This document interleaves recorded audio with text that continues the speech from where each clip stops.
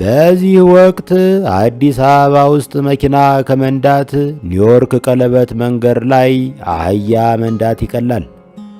በልማት ምክንያት የአዲስ አበባ አሽከርካሪዎች አውራ ጎዳናዎቹን ትተው ጫጩት ጎዳናዎች እንዲጠቀሙ እየተገደዱ ነው።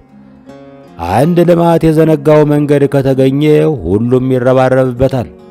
ሲኖትራክ፣ ዘመናዊ መኪና፣ ሞተር፣ ባጃጅና መጋዣ የሚጎትተው ጋሪ እየተጋፉ ይተራመሱበታል።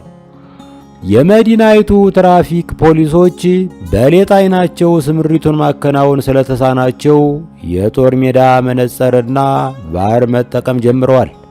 በቀደም ዕለት ከ6 ኪሎ ቀበና የምታደርስ እንደ መንግሥተ ሰማያት የጠበበች መንገድ አግኝቼ በእግሬ ስጀልጠው አንድ ፍሬን የበጠሰ ዶዘር የልማት ተቀሳፊ ሊያደርገኝ ለጥቂት ተረፍኩ። እኔ እኮ ዶዘር ፍሬን ያለው ሁሉ አይመስለኝም ነበር።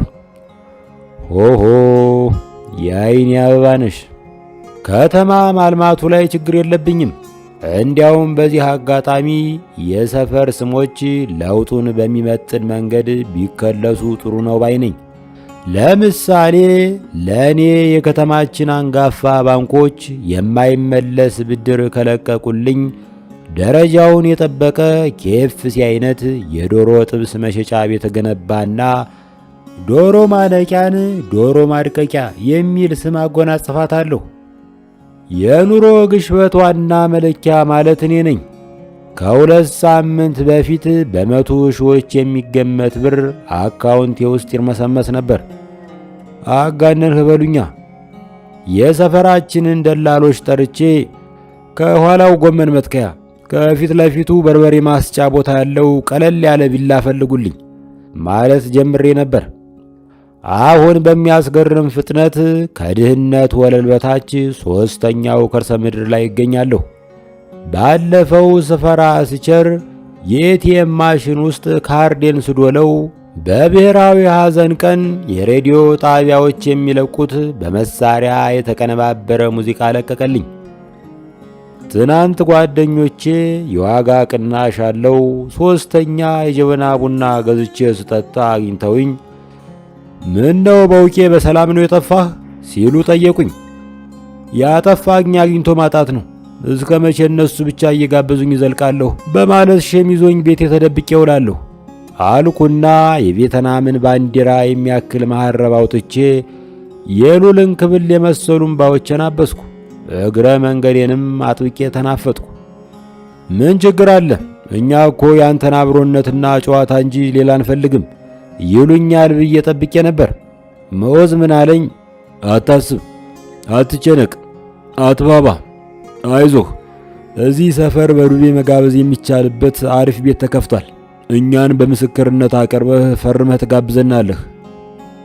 አቤቱ ያላሙዲ አምላክ፣ የበላይነህ ክንዴ አምላክ፣ አካውንቴን ልላክ። የአገራችን ኢኮኖሚ ስርዓት ቅጣምባሩ ከጠፋ ቆይቷል። በሽታውን አውቆ ሊያክመው የተገኘ ሊቅም አልተነሳም። ዘመኑም የገብረ ሕይወት ባይከዳኝ ቢጤ ምሁር ማፍራት ተስኖታል። ሀብታሞች በጣም ሀብታም ለመሆን ከፈለጉ ሕጋዊነትንና ሕገወጥን ቀላቅለው ይጫወታሉ። ባለስልጣኖች ባለ ሀብቶች ማኖ የሚነኩበትን አጋጣሚ ጠብቀው ለምሳ ያሰናዷቸዋል። ኢትዮጵያ በታሪኳ ያለ ጉቦ የኖረችበት ጊዜ የለም። ያም ሆኖ ድሮ ጉቦ ወግ ነበረው። የሆነ ነገር ለማስፈጸም ስትፈልግ ጭር እስኪል ጠብቀህ ግራ ቀኙን አይተህ በባለስልጣኑ የካቦርት ኪስ ውስጥ ወዝ የጠገበ በፕላስተር ድጋፍ ከብተና የተረፈ 50 ብር ሸጎጥ ታደርግለታለህ። ባለስልጣኑም ጊዜ ሳያጠፋ የአስተዳደርም ብቻ ሳይሆን የትዳርህን ችግር ይፈታልህ ነበር። ዛሬ ጉቦ በሚሊዮኖች ሆኗል።